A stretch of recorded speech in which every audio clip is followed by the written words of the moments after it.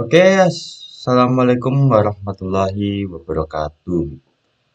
Perkenalkan, nama saya Farel Rizky Alakso dari kelas 1A Teknik Otomotif Elektronik nomor absen 9 dengan NIM 234122051 ya.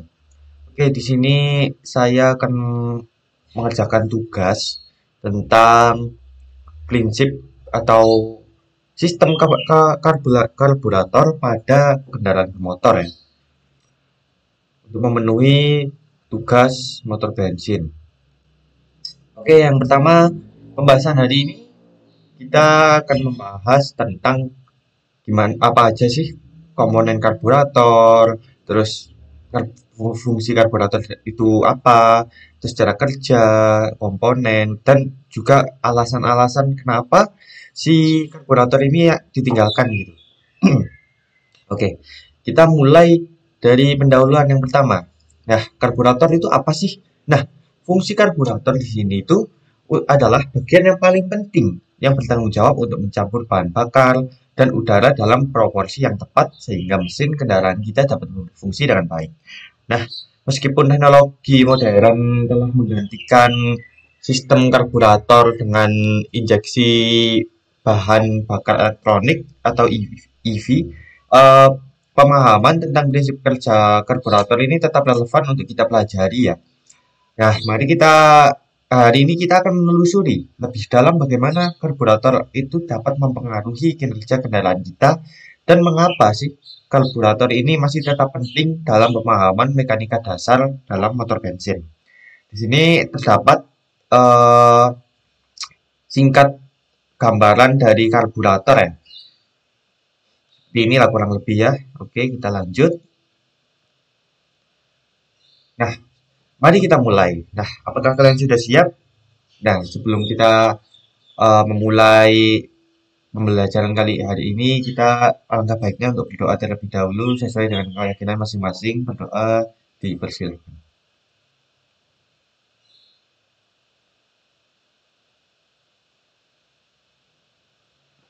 Oke, selesai. Doa dapat diakhiri karena doa itu tidak akan ada habisnya. Nah, kita mulai dari sistem kerja dari karburator. Nah, di sini ada yang tahu nggak sistem kerja karburator itu menggunakan hukum apa? Apakah hukum Newton, hukum Pascal, hukum Kirchhoff atau hukum apa? Saya beri waktu 3 detik untuk menjawab ya. 3, 2, 1. Wih, ternyata kalian benar. Benar-benar salah maksudnya. Jadi karburator ini menggunakan hukum Bernoulli yang menyatakan bahwa tekanan dari fluida yang bergerak seperti udara, tekanan berkurang ketika fluida tersebut bergerak cepat. Nah, untuk mengaplikasikan hukum Bernoulli ini pada karburator, maka di dalam karburator itu terdapat venturi. Venturi itu ini, jadi venturi itu seperti penyempitan di dalam sistem karburator. Nah, fungsinya itu venturi itu merupakan ruang sempit yang terdapat dalam saluran menuju intake manifold yang tujuannya yaitu mempercepat aliran udara. Nah, karburator bekerja dengan prinsip berbeda tekanan ya. Seperti yang kalian ketahui, zat cair maupun gas itu akan selalu mengalir dari area dengan tekanan tinggi ke tekanan yang lebih rendah. Nah, perbedaan tekanan ini juga akan semakin besar apabila aliran udara di dalam intake manifold itu semakin cepat ya. Nah, jadi otomatis aliran udara di dalam intake itu semakin cepat, nah tekanan di dalam intake pun semakin turun dan bensin akhirnya tersedot karena perbedaan tersebut semakin banyak dan membanyak ya guys ya. Oke, jadi ini gambaran singkat atau gambaran kecil dari karburator ya.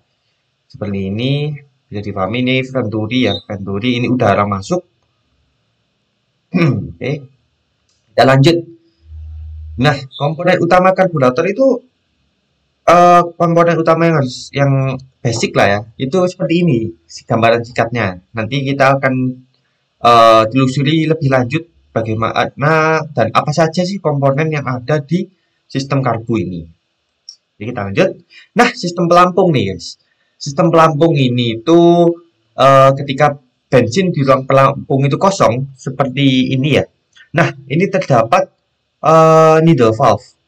Nah, needle valve itu gambar lainnya seperti jarum atau anak panah. Nah, dia ini berfungsi jika pelampung ini tidak dia turun atau kondisi ini yang pink ini bensin ya guys ya. Yang bensin ini ketika habis atau turun kemakan, dia itu akan turun. Si pelampung ini akan turun dan needle valve di sini akan ikut turun juga. Nah, berarti fuel atau bensin ini akan bergerak masuk dan mengisi si tangki di sini. Nah, ketika sudah terisi penuh, ya seperti ini ya kurang lebih ya, terisi setengah lebih sedikit, needle valve pelampung akan naik dan akan menutup dan needle valve akan menutup si saluran bensin seperti ini. Ini gambaran ketika needle valve terbuka dan ini ketika needle valve tertutup. Gambar satu ini merupakan kondisi tank itu dalam kondisi sedikit atau kosong bisa. Dan yang ini itu kondisi tank terisi.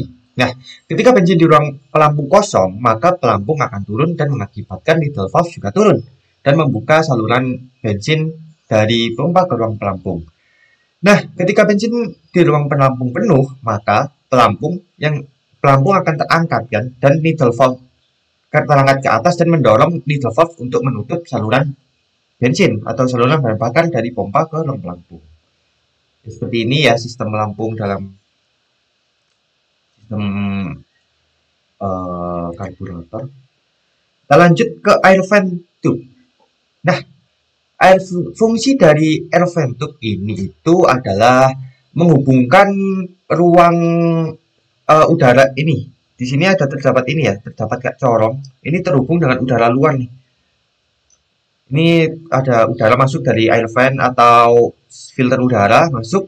Nah, fungsinya disalurkan oleh ini ke dalam ruang tangki itu untuk menyamakan tekanan udara antara udara di dalam dan udara di luar atau di atmosfer ini ya.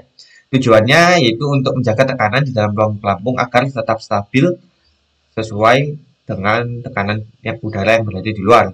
Nah, untuk menyamakan tekanan di dalam ruang pelampung dan tekanan di air horn ini, maka dibutuhkanlah suatu komponen yang menghubungkan antara ruang pelampung dengan air horn. Nah, komponen tersebut bernama air vent tube. Nah, ini ya guys ya. Ini air vent tube. Ini sebenarnya dia disalurkan ke dalam ruang karburator. Kita lanjut. Nah, ini ada kondisi idle. Nah, kondisi idle ini itu ketika katup throttle tertutup ya, atau kita tidak menarik gas kan katup throttle akan tertutup ya. Nah, maka kevakuman yang terjadi pada ruang di bawah katup throttle itu akan menjadi lebih besar. Nah, sedangkan kevakuman yang pada ruang belahan di atas katup throttle itu kecil atau di ini ya guys, ini throttle. Ya, jadi yang di atas yang di bawah ini terjadi kevakuman yang lebih besar dibanding yang di atas. Nah, akibat ini akibat perbedaan tekanan ini materi bahan bakar itu tidak akan melewati lewat nozzle yang ini, tidak akan melewati nozzle yang ini lewat nozzle utama, melainkan materi bakar akan keluar melalui idle port yang berada di bawah katup throttle yang ini ya guys. Karena yang ini tertutup ya, jadi kita lewat sini. Jadi karena gas ini kita tidak ditarik, jadi buat idle kita tetap menyemprotkan bahan bakar meskipun itu sangat sedikit. Nah, kita lanjut. Ini adalah IMAS atau idle mixture adjuster screw, atau ini buat itu ya, buat menyeting campuran antara bahan bakar dengan udara. Jadi kalian kalau pakai karburator ini itu lebih gampang mengoprek atau kalian mau butuh tenaga yang lebih dari mesin karena tidak perlu menyeting ECU ya. Jadi kayak dia tinggal putar knop ini, tapi ada aturannya juga, nggak sembarangan bisa memutar atau mengatur ini IMAS ya.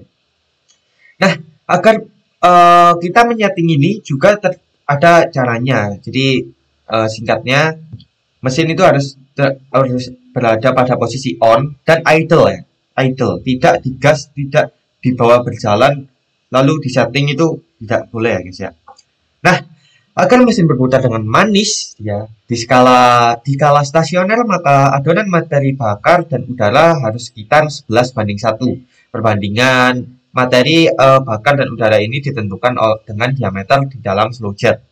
Yang perlu kita ingat ketika melaksanakan mini talent ini yang seperti saya bilang tadi, adonan materi bahan bakar dan udara itu jangan mengencangkan eh, baut atau sekrup ini dengan kencang karena dapat memecahkan ini guys, ujung ini. Nah, di sini ada gambaran jika kalian memutar si eh sekrup ini dengan begitu kencang, dia akan berdamage atau rusak ya, terdapat pecah di ujung sini. Ini kondisi normal dan ini kondisi rusak ya. Nah, dan udah jangan mengencangkan skrup penyetelan adonan materi bakar dan udara terlalu keras lantaran sanggup merusak ujung skrup dan adonan idle tersebut. Oke, kita lanjut. Nah, ini ada dalam kecepatan lambat. Kecepatan lambat ini katup throttle dibuka sedikit ya berdasarkan kecepatan lambat ya. Berarti kalian kan pembuka gas itu nggak banyak, jadi sedikit sekali. Nah, ketika throttle terbuka sedikit sehabis mesin berputar stasioner atau idle, nah maka jumlah udara yang mengalir ke karburator akan bertambah sehingga kevakuman yang ada di ruang di bawah katup throttle akan berkurang sehingga materi bakar yang keluar dari idle port juga akan berkurang ya dari sini. Idle port ini, slow port ini. Nah, untuk mengatasi berkurangnya materi bakar yang keluar dari idle port, maka digunakanlah slow port atau yang di atas ini ya. Nah, sebagai suplemen atau suplai materi bakar ketika katup throttle terbuka sedikit. Jadi ya kalau misalnya keluarnya dari idle kan berarti dia nggak terkena, maksudnya dia nggak jalan gitu. Nah, jadi kalau membuka gas sedikit saja itu munculnya bukan dari idle port lagi. Nah, slow port ini sebagai suplemen supply materi bahan bakar ketika katup throttle itu terbuka sedikit. Oke, kita lanjut. Atau ada air bleeder. Oh, benar guys, aku belum menjelaskan ini. Sistem kecepatan stasioner ya.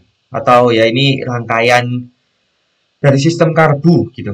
Ini tadi kan di sini ada saluran fuel atau bahan bakar masuk dan di sini terdapat needle valve dan ini pelampung ya, fluid.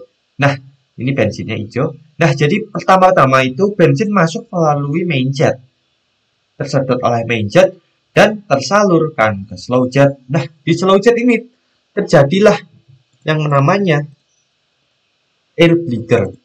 Air bleeder ini yang untuk pertama kali ya, dia dicampurkan udara pertama kali di saluran slow jet di sini. Nah, setelah dari saluran slow jet, dia disalurkan ke economizer jet. Nah, di economizer jet ini terdapat solenoid valve. Nah, setelah di sini bensin yang sudah tercampur oleh udara pertama tadi disalurkan lagi menuju ke ruang bakar lah ya. Jadi, tapi sebelum itu dicampurkan oleh udara kedua kalinya. Dan di sini itu yaitu namanya adalah air bleeder. Ini. Nah, fungsi dari air bleeder itu adalah untuk membuat atomisasi bahan bakar untuk bercampur dengan udara. Nah, jika air bleeder tersumbat, maka yang terjadi campuran bahan bakar itu tidak tercampur dengan udara yang dengan baik. Nah, karena nggak tercampur dengan udara yang pas, hal ini tuh menyebabkan campuran kaya atau sekitar 12,7 kalau nggak salah ya. Saya ingat kalau nggak salah, saya lupa 12,7 kalau nggak salah 12,7 ke bawah. Ya sekitar segitulah ya guys. Itu udara tidak akan mampu untuk bercampur karena tersumbat. Nah, hal ini menyebabkan campuran kaya. Jadi kalian lebih boros bensin lah istilahnya ya. Nah, ini ada katup solenoid. Ini ya guys, katup solenoid. Nah, katup solenoid ini itu dia bila mesin sudah dalam keadaan off ya. Singkatnya, bila mesin sudah berada pada kondisi off, tapi kontaknya sudah di off kan, tetapi dia itu masih berputar. Mesin itu belum berhenti. Ini disebut dengan dieseling. Atau salah satu penyebab dari dieseling ini adalah adanya campuran udara dan bahan bakar yang terbakar oleh panas. Jadi dia udah nggak disemprotkan oleh busi, tetapi dia dibakar atau terlalu kepanasan. Ya, jadi dia kayak terbakar secara otomatis tanpa bantuan busi melalui temperatur yang panas. Nah, eh, adanya campuran udara dan bahan bakar yang terbakar oleh panas yang berlebihan pada ruang bakar ini, salah satu caranya untuk menghentikan dieseling ini yaitu dengan cara menghentikan suplai bahan bakar ya, atau kalian ya menghentikan suplai bahan bakar pada bahan bakar menuju ke ruang bakar. Jadi singkatnya gitu. Nah, ada high speed system. Nah, high speed system ini merupakan high speed system yang primary. Kita nanti akan membahas juga yang sekunderinya ya. Jadi high speed system ini itu gimana ya? High speed system ini itu dalam kecepatan tinggi ya. Sudah jelas lah ya namanya high speed system. Itu sistem kecepatan tinggi primer memiliki fungsi untuk menyuplai bahan bakar dan udara saat kendaraan berada pada kecepatan tinggi. Nah, atau sedang juga pakai ini sih. Jadi sistem kecepatan tinggi primer ini dirancang untuk menyediakan campuran bahan bakar dan udara yang ekonomis, tidak boros bahan bakar juga. Nah, berapa sih perbandingannya itu sekitar 16 hingga 18 banding 1 selama kondisi kerja mesin normal atau ya efisien gitu loh. Nah, terus terdapat secondary hack system ini yang saya bilang tadi. Nah, secondary hack system ini itu fungsinya sama saja sih sebenarnya dengan primary high speed system. Cuman bedanya dia ini nggak ada settingan ekonomis atau pengefisienan dalam penghematan bahan bakar gitu. Jadi secondary hack system ini ya sesuai dengan namanya ya. Secondary ini dia merupakan cadangan atau pembantu lah, istilah pembantu dari primary high speed system. Nah, kapan sih secondary high speed system ini bekerja? Nah, secondary high speed system ini bekerja bila suplai campuran udara dan bahan bakar ke dalam silinder oleh primary high speed system itu tidak cukup. Ini ya, ini itu adalah primary high speed system. Nah, ketika dia tidak mampu untuk menyuplai bahan bakar, secondary high speed system ini akan bekerja. Nah, high speed system ini bekerja jika kapan sih? Ketika dalam kecepatan tinggi dan pada kecepatan rendah atau tanjakan menanjak atau pada keadaan berat, itu dia akan bekerja. Terus apa lagi ya? Ya, jadi dia fungsinya itu sih untuk membantu primary high speed system. Nah, di sini berdasarkan namanya ya, dia itu membantu. Membantu itu berarti dia akan mengeluarkan segala kemampuannya. Jadi dia nggak akan menghemat bensin. Dia akan bekerja penuh agar kuat untuk menanjak maupun kecepatan tinggi. Jadi di sini di secondary high speed system ini tidak terdapat ekonomis pencampuran bahan bakar dan udara. Jadi dia ini yang nggak ada itu. Oke, lanjut, yaitu adalah power system. Power system atau sistem tenaga. Di sini itu jika mesin harus mengeluarkan tenaga yang lebih besar, maka bahan bakar harus ditambahkan lebih banyak ke primary high speed system. Nah, sistem yang berfungsi menambah campuran udara dan bahan bakar saat mesin mendapat beban lebih adalah sistem tenaga atau power system ini. Nah, bila primary throttle valve itu hanya terbuka sedikit pada bagian ringan atau ya kalian buka gas sedikit gitu, nginjek gas sedikit.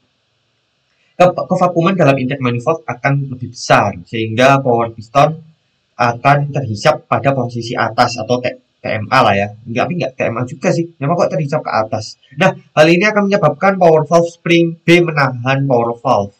Nah, sehingga power valve pun tertutup. Seperti gambar ini ya. Ini power valve ketika ini ketika spring ya power valve ya. Ya, power valve spring ini ketika pada bukaan gas sedikit dia akan menutup ya ini. Kelihatannya ini kayak penyedot WC zaman dulu.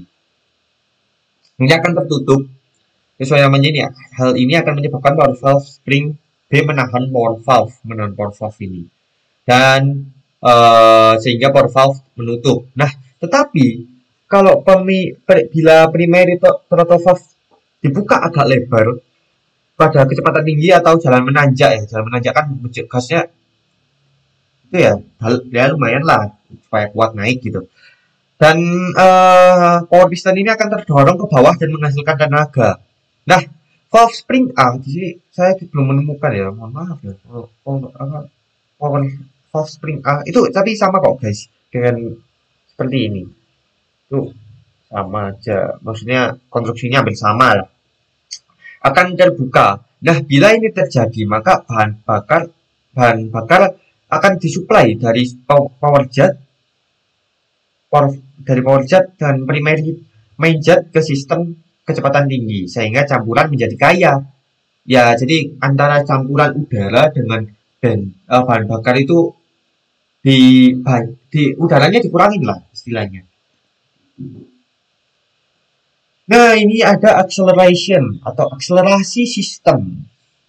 Atau percepatan sistem ya, bahasa Indonesianya. Nah, kapan sih acceleration system ini bekerja atau berfungsi? Nah, pada akselerasi, sesuai dengan namanya percepatan, dia bergerak dari 0 atau enggak harus dari 0, pokok dia agar mencapai kecepatan tertinggi atau tenaga terbesar dari suatu kendaraan tersebut. Nah, pada saat pedal gas diinjak dengan tiba-tiba, pelancar pump itu akan bergerak turun menekan bahan bakar yang ada pada ruangan di bawah pelancar. Nah, akibat bahan bakar yang mendorong, nah akibatnya bahan bakar akan mendorong steel ball ini itu untuk mendorong steel ball outlet dan discharge wake ini. Kemudian bahan bakar akan keluar ke primary venturi, keluar ke sini ya, melalui pump jet jelasnya. Nah, setelah melakukan penekanan tersebut, pelancar pump akan kembali lagi. Enggak sih ini ya, pelancar pump itu akan kembali lagi terjadilah kevakuman dan menyedot ini. Pelancar pump kembali ke posisi semula dengan adanya pegas yang ada di bawah pelancar pump. Nah, sehingga bahan bakar dari ruang pelampung terhisap melalui steel ball inlet dan sistem pengapian tersebut dapat dipakai kembali ketika kalian menginjak gas lagi ya. Jadi, tapi menurut saya kalian kurang-kurangi lah untuk melakukan kendaraan kalian seperti itu karena harus bahan bakar dan kasihan juga sih sini. Oke, selanjutnya ada sistem pemutus perlambatan ya. Jadi jika katup gas tertutup, maka dengan bersamaan putaran motor lebih dari 2500 rpm berarti terjadi perlambatan ya. Maka unit pengontrol akan aktif dan memutuskan solenoid sehingga saluran idle pun tertutup. Terus kita lanjut ke choke system. Nah, choke system ini itu digunakan pada mesin dingin ketika kalian mau menggunakan kendaraan pada pagi hari. Nah, kan kalau kalian misal makainya terakhir sore, terus kalian malam kan nggak kepake tuh, malam nggak kepake, akhirnya pagi kalian mau berangkat kerja atau berangkat kuliah, itu susah untuk menyetarter karena keadaan mesin itu dingin ya. Nah, bahan bakar itu tidak akan menguap dengan baik dan sebagian campuran udara dari bahan bakar akan mengalir dan mengembun di dinding intake manifold. Nah, karena intake manifold dalam keadaan dingin, hal ini mengakibatkan campuran bahan bakar pun menguap. Udara dan bahan campuran udara dan bahan bakar itu menjadi kurus lah atau kebanyakan udara. Nah, sehingga sukar untuk dinyalakan. Nah, sistem cuk ini membuat campuran menjadi kaya dengan cara dia menutup katup dari tapi nggak penuh ya, secara penuh kalian tarik. Ini kalian apa cuk ini kalian aktifkan itu akan menutup tapi nggak menutup penuh dan membuat udara yang masuk itu semakin sedikit. Tapi campuran dari bahan bakar itu tetap ya. Jadi kayak bahan bakarnya campurannya segini. Terus campuran udaranya harusnya segini, kalian kurangi segini. Jadi kan ya lebih besar yang ini kan. Nah, jadi hal ini membuat campuran menjadi lebih kaya sekitar 1-5 banding 1 pada saat mesin dingin. Pada saat mesinnya dingin. Nah, sistem cuk ini itu ada dua tipe atau dua sistem. Yang pertama yaitu sistem manual. Sistem manual ini kalian mengaktifkannya secara manual atau sendiri ya. Kalian mengontrol sendiri pada manual cuk. Nah, untuk membuka dan menutup katup cuk ini digunakan mekanisme linkage yang dihubungkan ke ruang kemudi. Jika bila pengemudi akan membuka dan menutup katup cuk, maka cukup menarik atau menekan tombol cuk yang berada di instrumen panel atau di instrumen panel. Kalau otomatis dia itu nggak ada knopnya. Jadi dia otomatis yang mengendalikan itu si karburatornya sendiri berdasarkan temperatur. Pada otomatis cuk ini katup cuk membuka dan mesin menutup secara otomatis tergantung dari temperatur. Nah, ini ada HIC atau Hot Idle Compensator. Nah, HIC ini adalah sistem Hot Idle Compensator. Nah, pada karburator berfungsi untuk menambah suplai udara di dalam intake manifold pada saat temperatur mesin meningkat. Nah, karena jika temperatur mesin ini meningkat, maka bahan bakar kemungkinan akan mudah menguap. Nah, sehingga jika kendaraan berjalan lambat, maka campuran bahan bakar dan udara dapat menjadi lebih kaya. Untuk mencegah hal tersebut, maka digunakanlah sistem HIC untuk menambah sistem udara pada kondisi tersebut. Nah, sistem HIC ini menggunakan katup termostatik dengan bahan bimetal yang dapat membuka dan menutup berdasarkan suhu atau temperatur sendiri. Nah, di sini ada gambaran singkat dari HIC saat mesin nggak panas. Dia ada bimetal. Bimetal ini akan menutup si katup HIC-nya akan tertutup. Dan ini ada bimetal ya yang kayak batang ini. Pengait atau linkage ini. Ini itu bimetalnya. Nah, ketika mesin dingin itu dia akan tertutup agar tertutup karena dia nggak membutuhkan pendinginan gitu. Jadi dia tertutup. Nah, dia ini ketika panas dia akan terbuka dan udara yang masuk dari sini dia akan masuk karena dia itu katup ini terbuka. Dia masuk melalui katup HIC. Katup HIC ini terbuka kan, dia masuk. Akhirnya dia menyalur ke bawah throttle body ini. Ini venturi ya yang sempit. Itu kurang lebih. Terus ada idle up. Nah, pada kendaraan yang dilengkapi AC, itu putaran idle-nya kan akan turun ketika kalian manasin mobil. Meskipun injeksi itu sama aja. Ketika kalian menyalakan mesin, habis itu kalian menyalakan AC, di situ RPM akan turun, putaran mesin akan turun. Nah, hal tersebut akan menyebabkan motor mati karena adanya beban tambahan. Nah, untuk mencegah motor mati ketika AC dinyalakan, diciptakanlah idle up ini. Nah, dilakukan dengan cara katup gas dibuka sedikit dengan idle up. Jadi katup gasnya itu kak terbuka sedikit lebih banyak daripada kita mematikan AC. Nah, cara kerjanya apabila AC-nya kita on kan, maka katup pengatur akan terbuka. Nah, membran terhisap oleh vakum kan pada saluran masuk ini, sehingga batang penghubung membuka katup gas lebih kuat. Nah, di sini aku akan mengasih tahu mengapa sih kok bisa si apa namanya si karbu ini ditinggalkan, padahal dia sudah berperan baik pada kita pada sistem kendaraan selama ini. Nah, sistem karburator pada kendaraan bermotor itu telah ditinggalkan secara luas dalam industri otomotif modern pada saat ini dan digantikan oleh sistem injeksi bahan bakar atau EV. Nah, ada beberapa alasan mengapa perubahan ini itu terjadi. Yang pertama, efisiensi bahan bakar. Nah, efisiensi bahan bakar dari injeksi atau sistem yang lebih modern dibandingkan karburator ini jauh lebih efisien dalam mengatur campuran antara udara dan bahan bakar daripada karburator. Nah, ini berarti mesin dapat menghasilkan lebih banyak daya dengan konsumsi bahan bakar yang lebih rendah atau bisa menjadi lebih irit. Lebih irit, benar. Terhadap efisiensi bahan bakar dan emisi gas buang. Nah, sehingga penggunaan sistem injeksi bahan bakar lebih disukai. Yang kedua, ada kontrol yang lebih baik. Nah, sistem injeksi bahan bakar ini itu memungkinkan kendaraan untuk mengontrol jumlah bahan bakar yang disemprotkan ke mesin dengan lebih tepat dibanding karburator. Ini menghasilkan pengendalian yang lebih baik atas performa mesin dan pengurangan polusi dan respon gas yang lebih cepat dibanding karburator.